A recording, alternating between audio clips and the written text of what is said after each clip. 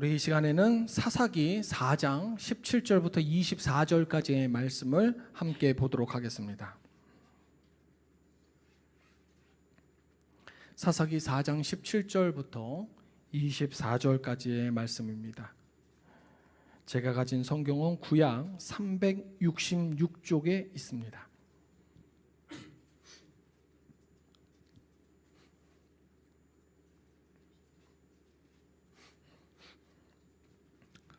구약성경 366쪽에 있는 사사기 4장 17절부터 24절까지의 말씀을 제가 한 절 여러분이 한 절 교독하도록 하겠습니다. 제가 먼저 읽겠습니다. 시스라가 걸어서 도망하여 겐 사람 헤벨의 아내 야엘의 장막에 이르렀으니 이는 하솔 왕 야빈과 겐 사람 헤벨의 집 사이에는 화평이 있음이라. 시스라를 영접하며 그에게 말하되 나의 주여 들어오소서, 내게로 들어오시고 두려워하지 마소서 하매 그가 그 장막에 들어가니 야엘이 이불로 그를 덮으니라. 시스라가 그에게 말하되 청하노니 내게 물을 조금 마시게 하라. 내가 목이 마르다 하매 우유 부대를 열어 그에게 마시게 하고 그를 덮으니 그가 또 이르되 장막문에 섰다가 만일 사람이 와서 내게 묻기를 여기 어떤 사람이 있느냐 하거든 너는 없다 하라 하고 그가 깊이 잠드니 헤벨의 아내 야엘이 장막 말뚝을 가지고 손에 방망이를 들고 그에게로 가만히 가서 말뚝을 그의 관자놀이에 박음에 말뚝이 꿰뚫고 땅에 박히니 그가 기절하여 죽으니라. 바락이 시스라를 추격할 때 야엘이 나가서 그를 맞아 그에게 이르되 오라, 내가 찾는 그 사람을 내가 네게 보이리라 하매 바락이 그에게 들어가 보니 시스라가 엎드려져 죽었고 말뚝이 그의 관자놀이에 박혔더라. 이와 같이 이날에 하나님이 가나안 왕 야빈을 이스라엘 자손 앞에 굴복하게 하신지라. 이스라엘 자손의 손이 가나안 왕 야빈을 점점 더 눌러서 마침내 가나안 왕 야빈을 진멸하였더라. 아멘. 사사기 4장의 이 앞부분을 보면요, 당시 이스라엘은 가나안 족속의 왕 야빈에게 무려 20년 동안 심한 압제를 받았습니다. 이 가나안 족속에게는 철병거가 무려 900대나 있었는데 이 넓은 벌판을 달리면서 빠르게 달리면서 적을 무너뜨리는 이 철병거는 그 상대방에게는 있어서는 공포 그 자체나 다름없는 당시 최신의 무기였습니다. 가나안 왕 야빈은 이 철병거를 자신의 군대 장관인 시스라에게 맡겨서 이스라엘을 강압적으로 지배하고 있었던 거죠. 당연히 이스라엘에게는 이 철병거를 상대할 무기가 없었습니다. 그러니 사람의 눈으로 본다면 이스라엘이 가나안 족속에게 굴복하는 것은 당연한 결과였습니다. 그런데 이렇게 불리한 상황에서 하나님께서는 여선지자 드보라를 이스라엘의 사사로 세우셨고요. 드보라를 통해 바락을 이스라엘의 이제 장군으로 부르셨고, 또 바락은 군사 10,000명을 모아서 가나안 족속과 전쟁을 시작하게 하십니다. 전쟁을 앞두고 이제 드보라가 바락에게 말합니다. 14절인데요. 일어나라, 이는 여호와께서 시스라를 내 손에 넘겨주신 날이라. 여호와께서 너의 앞서 나가지 아니하시느냐. 이게 무슨 말이냐면요, 지금 벌어지는 전쟁의 길은 이스라엘이 만든 길이 아니라 하나님께서 먼저 앞서 나가신 길이라는 겁니다. 즉 이 전쟁에서 이길 수 있는 좋은 조건을 이스라엘이 다 갖추어 놓고 전쟁을 시작하는 것이 아니라 하나님께서 먼저 이 전쟁에서 앞서 나가셔서 가나안 족속의 군대를 혼란에 빠뜨리시고 그 결과 이 전쟁은 승리하게 된다라는 이 말이에요. 실제로 철병거를 앞세우며 이스라엘을 짓밟았었던 이 가나안 족속의 군대가 아주 크게 대패합니다. 철병거를 지휘하던 시스라는 자신이 타던 철병거에서 내려서 이젠 자기 두 발로 도망치는 신세가 돼요. 결국 시스라의 군대는 대패했고요. 바락의 군대가 이스라엘 바락의 군대가 패잔병들을 소탕하면서 추격을 하고 있으니까 이제 승리의 노래만 부르면 될 것 같습니다. 그래서 여기까지만 보면 이제 전쟁은 끝났다라고 할 수 있죠. 그런데 오늘은요, 바로 여기서부터 보려고 합니다. 17절, 시스라가 걸어서 도망하여라고 되어 있죠. 이제 이 이후를 우리가 살펴보려는 겁니다. 가나안 족속의 군대는 대패했지만 그 군대를 이끌던 장군 시스라가 아직 살아서 도망치고 있습니다. 전쟁은 분명히 이겼는데 그 이스라엘을 지금까지 20년 동안 괴롭혔었던 그 압제의 핵심 철천지 원수는 지금 살아있지 않습니까? 큰 고비는 넘긴 것 같은데 문제를 만들어낸 그 뿌리, 원흉은 살아있는 상태. 바로 이때 시스라가 어디로 도망을 치냐면요, 야엘이라는 여성의 집으로 도망을 칩니다. 이 야엘이라는 사람의 남편이 시스라의 주인인 가나안 왕 야빈하고 좋은 관계였거든요. 그러니까 시스라는 도망치면서도 이 생각을 한 겁니다.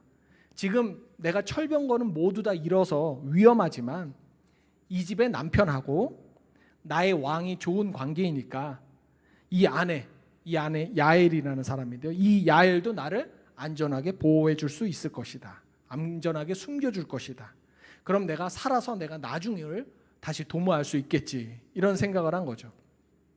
사실 방금 전까지만 하더라도 이 시스라는 자신이 무엇을 의지했냐면 철병거를 의지했지 않습니까? 근데 이제 철병거가 사라지니까 이번에는 인간의 관계에 의지해서 자신의 목숨을 부지하려는 겁니다. 비록 이제 시스라가 하나님을 믿는 사람은 아니지만 우리가 이런 시스라의 모습을 보면서 좀 신앙적으로 한번 생각해 봐야 될 것이 있습니다. 우리도 살면서 무언가를 의지할 때가 좀 많이 있습니다. 그런데 그렇게 의지했던 것이 사라질 때 우린 당연히 의지하는 대상을 좀 바꿉니다. 건강이 흔들리면 돈을 붙들고요, 돈으로 해결되지 않으면 자녀라든가 또 인맥이라든가 우리가 살아왔었던 삶의 경험을 붙들기도 하죠. 문제는 이렇게 의지하는 것이 사라지면 하나님께 돌아가야 되는데 하나님께로 돌아가기보다 급하게 또 다른 무언가 안전장치를 찾는 것이 문제가 된다는 겁니다. 하나님 없이 나를 지키겠다라는 그 마음이 바뀌지 않으면 그게 신앙적으로는 문제인 겁니다. 그래서 기억해야 할 것은 건강이든 돈이든 가족이든 인맥이든 이 모든 것은 다 하나님이 주신 선물이라는 것을 우리가 기억해야 해요. 그러니 이런 것이 없어도 하나님은 나를 끝까지 지켜주실 것이라고 믿는 거, 이게 제일 중요합니다. 건강이 사라졌다고 해서 돈을 붙잡고 돈이 사라졌다고 해서 가족을 붙들고 이런 하나님 외의 것들로 자꾸 옮겨가는 것은 믿음이 아니에요. 우상의 이름만 바꾸는 겁니다. 시스라도 자기가 의지할 대상을 처음에는 철병거였지만 이제는 인맥으로 바꾸면서 이제 자기가 가장 안전하다고 생각하는 곳으로 들어왔다고 생각합니다. 장막의 주인인 야엘도 18절에서 보면 나의 주여 들어오소서, 내게로 들어오시고 두려워하지 마소서, 이렇게 말해요. 결국 이 말에 끌려서 시스라는 장막 안으로 들어가죠. 야엘은 그를 따뜻하게 이불로 덮어주고요, 시스라가 목이 마르다고 하자 야엘은 우유까지 대접합니다. 전쟁터에서 죽을 힘을 다해 도망쳐온 사람에게 이렇게 편안하게 쉴 자리를 준 이것보다 더 안심되는 자리가 어디 있겠습니까? 시스라는 이제 살았다고 생각하고 그래서 야엘에게 또 부탁을 합니다. 20절이요. 만일 사람이 와서 네게 묻기를 여기 어떤 사람이 있느냐 하거든 너는 없다 하라. 이제 시스라는 이제 야엘의 입까지 자기의 안전을 위한 도구로 사용하려고 합니다. 그런데 시스라가 몰랐던 것이 있었죠. 하나님의 역사는 자기가 안전하다고 믿은 그 야엘의 장막 안에서 이미 진행되고 있었다는 사실을 몰랐던 겁니다. 야엘은요, 시스라가 피곤에 절어서 깊이 잠든 것을 확인한 뒤에 그 장막이라고 했지 않습니까? 텐트요. 그 장막을 고정하는 말뚝하고 그 말뚝을 땅에 박는 망치를 가지고 와서 잠자는 시스라의 관자놀이에 이 말뚝을 박아서 죽였습니다. 이스라엘을 20년 동안 벌벌 떨게 한 그 대단한 군대 장관 시스라가 이렇게 한 여인에 의해서 허무하게 끝난 거예요. 야엘은요, 군인이 아니라 전쟁과 먼 여성일 뿐입니다. 또 같은 여성이라고는 하지만 사사 드보라처럼 지도자도 아니었고요. 또 바락이나 시스라처럼 군사를 이끌고 전쟁터에 나간 사람도 아닙니다. 그래서 단순하게 보면 이 야엘은요, 이번 전쟁하고는 상당히 멀리 떨어져 있는, 상관없어 보이는 사람처럼도 생각이 됩니다. 그런데 하나님께서는 이 전쟁터에서 멀리 떨어져 있었던 야엘을 통해서 이스라엘을 20년간 괴롭혔었던 시스라를 끝장내신 거예요. 드보라가 하나님의 말씀을 전했죠. 바락이 군대를 모았어요. 그리고 이스라엘 병사들은 목숨을 걸고 싸웠습니다. 그러나 이 20년 동안의 원흉인 시스라를 끝낸 사람은 사람들이 전쟁의 주역이 될 거라고는 전혀 생각지 않았었던 야엘이라는 여인이 끝냈습니다. 이번 역사에서 보면, 이번 주님의 일하심 가운데서 보면 하나님께서는 한 사람에게 모든 일을 맡기지 않으셨다는 것을 우리가 볼 수 있어요. 누구는 말씀을 전했고, 누군가는 사람을 모았고, 누군가는 전쟁터에서 싸웠고, 그리고 누군가는 장막 안에서 마지막 일을 처리한 것이죠. 각자 서 있는 자리가 달랐고요. 각자 맡은 역할이 달랐어요. 그리고 하나님께서는 그 서로 다른 순종들, 각자의 역할을 충실하게 하는 그 순종들을 이어 붙이셔서 이스라엘을 지난 20년간의 압제에서 건져내신 겁니다. 사람들은 보통요, 눈에 띄는 사람부터 기억을 하죠. 강단에서 말씀을 전하는 사람, 누구누구 목사, 기억은 해도 그 말씀을 선포하기 위해서 그동안 중보기도 했었던 사람들, 그 중보기도 팀들, 이런 사람들은 기억하지 않습니다. 자녀가 신앙으로 돌아온 것은 또 기뻐하면서도 그 이름을 붙들고 수고했었던 교회의 손들, 학교의 손들, 그 주변의 사람들의 손은 잘 보지 못할 때가 많아요. 하지만 하나님의 역사 안에서는 사람들이 보기에 별로 중요하지 않다고 생각한 역할과 자리가 어느 순간인가 가장 중요한 필살의 자리가 되기도 합니다. 야엘의 장막이 오늘 그랬던 거예요. 아무도 그 야엘의 장막이 전쟁터의 마지막이 될 거라고 생각지 못했을 겁니다. 그곳에서 20년간 압제가 끝날 거라고 생각하지 못했을 겁니다. 그러나 하나님은 전쟁터 밖에 있었던 장막도 사용하시고 사람들이 주목하지조차도 않았었던 사람도 사용하십니다. 그러니 우리는요, 이런 모습들을 보면서 내가 맡은 역할이 줄어들었거나 별것 아닌 것처럼 보인다고 해서 하나님 앞에서 내가 맡은 사명까지 끝났다고 생각하거나 뒤로 물러서면 안 된다는 것입니다. 살다 보면요, 전과 같지 않다는 생각이 들 때가 정말 많습니다. 몸도 전처럼 움직이지 않고 젊은 사람들이 내가 맡은 자리를 이어받으니까 이제 내가 할 일은 다 끝났나 보다라고 생각할 수도 있어요. 저도 청년 담당으로만 10수년을 사역을 했는데 이제는 설교 외에 거의 대부분의 것들은 청년들한테 다 넘겨주는 상황입니다. 이번에 수련회가 있는데 지난 겨울 수련회부터 시작해서 거의 다 청년들한테 넘긴 상황이에요. 청년들이 다 아이디어를 내고 그들이 프로그램을 짜고 그들이 진행까지도 다 해요. 제 역할이 그러다 보니까 이전에 비해서 확연히 줄어들었어요. 그러니까 때때로는 종종 소외감도 들어요. 내가 그만둬야 되나라는 생각도요. 하지만 제 역할이 줄어들었다고 해서 하나님 앞에서의 사명까지도 사라진 것은 아니지 않습니까? 누구나 때가 되면 자리를 내려놓아야 합니다. 또 역할이 바뀔 수도 있는 거고요. 그런데 그렇게 자리에서 내려놓는 것과 하나님의 부르심에서 물러나는 것, 이게 전혀 다른 일이거든요. 하나님은요, 눈에 띄는 사람만 사용하시는 게 아닙니다. 하나님께 자신을 내어드린 사람을 사용하시는 겁니다. 오늘 야엘의 손에는요, 전쟁터에서 필수인 칼도 없었고 창도 없었지 않습니까? 야엘이 손에 든 것은 뭐였어요? 오직 말뚝과 망치밖에 없었습니다. 매일 장막을 세우고 거두면서 사용하던 생활 도구일 뿐이잖아요. 하나님은 갑자기 내가 야엘 너를 사용해야 되겠으니까 너한테 없는 총이나 탱크나 이런 걸 가져와라 이렇게 요구하신 게 아니에요. 갑자기 군대를 모으라고 하신 것도 아니고요. 그녀의 손에 이미 있었던 것, 그녀가 평소에 다룰 줄 알았던 것, 바로 그것이 하나님의 역사에 크게 사용된 겁니다. 우리는 자꾸 하나님 앞에서 없는 것을 바랄 때가 많습니다. 그러다 보니까 나는 배운 것도 없고 건강도 약하고 재산도 좀 부족하고 영향력도 좀 마땅치 않다면서 하나님이 내게 무언가를 맡기시기도 전에 내가 할 수 없어요 라고 할 수 없는 이유들부터 쭉 대요. 하나님은요, 우리에게 너한테 지금 없는 것이 무엇이냐 라고 물으시는 분이 아니시죠. 반대로 지금 네 손에 무엇이 들렸느냐, 그리고 그것을 날 위해서 사용할 수 있느냐, 이렇게 물으시는 분입니다. 지금 우리 손에 들린 평범한 장막 말뚝, 내 손에 하나님께서 쥐어주신 그 일상적인 도구가 무엇인지 생각해 보기를 원합니다. 누군가를 위해서 기도하고, 다른 사람이 저지른 실수를 대신 처리하고, 내 방식과 고집을 내려놓는 것, 그거 하나 더 한다고 해서 뭐 달라질까 이렇게 생각할 수 있지만, 큰 일이 반드시 큰 능력 때문에 벌어지지는 않는다는 것을 우리 야훼를 통해서 우리가 알 수 있지 않습니까?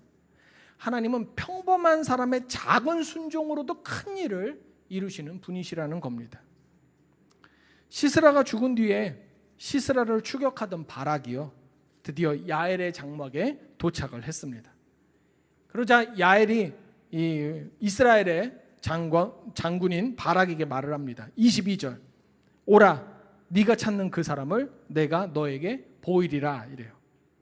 그래서 바락이 야엘을 따라서 장막 안으로 딱 들어가 보니까 자기가 추격하던 시스라가 이미 죽어 있는 겁니다. 바락이 군대를 모아 전쟁을 시작을 하고 그것을 끝내기 위해서 시스라를 끝까지 추격을 했는데, 정작 시스라의 끝은 바락의 손이 아니라 한 여인의 손을 통해서 완성이 된 거죠. 사람은 보통 자기가 시작한 일을 자기가 끝내고 싶어 합니다.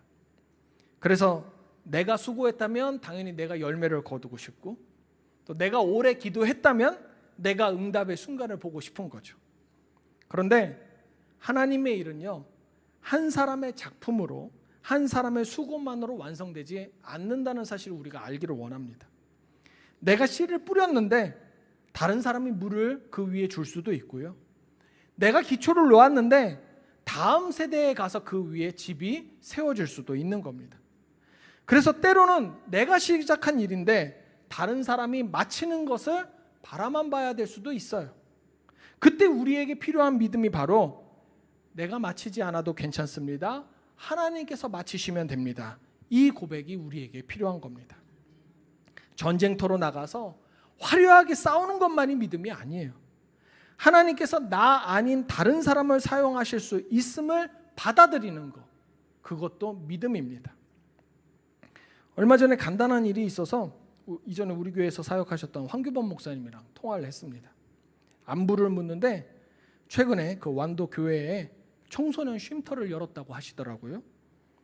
교회를 다니는 청소년뿐 아니라 그 교회 안 다니는 청소년들, 그 교회 다니는 청소년들의 친구들까지도 와서 공부를 하고, 또 공부하면 피곤하고 뭐 먹어야 되잖아요. 그래서 라면이라든가 커피라든가 과자라든가 이런 거를 제공을 해서 공부하는 공간, 쉬는 공간을 운영을 하고 있다는 겁니다. 그래서 제가 그럼 전도에 좀 도움이 되겠네요 라고 물었더니만, 전도는 되겠지만 교회 성도는 안 될 거라고 합니다. 그래서 왜냐하면 이 완도의 청소년들은 청년이 되면 모두 완도를 떠난답니다. 그 말에 제가 전화통화를 하면서 좀 울컥했어요. 그걸 알면서도 지금 씨를 뿌리는구나. 내 열매가 되지 않을 걸 알면서도 씨를 뿌리는구나.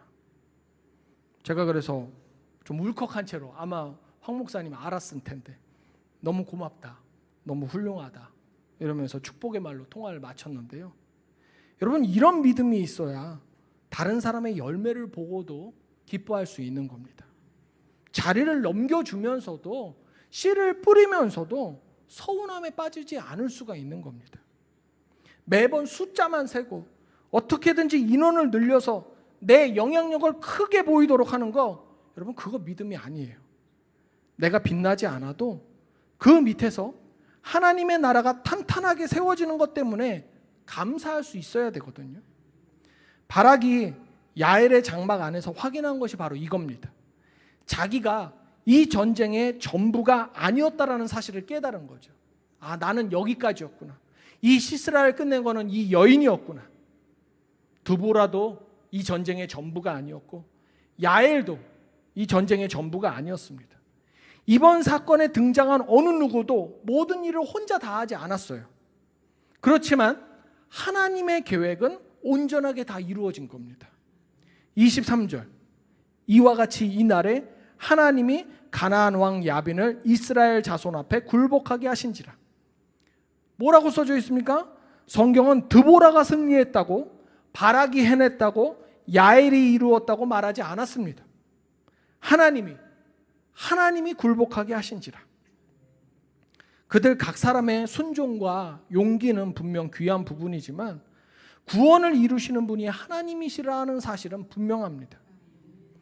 하나님이 우리를 사용하시는 이유는 우리가 대단해서가 아닙니다. 그저 은혜로 부르셨기 때문입니다. 하나님의 일이 잘 이루어지는 이유도 내가 완벽하게 무슨 일을 해냈기 때문이 아니죠.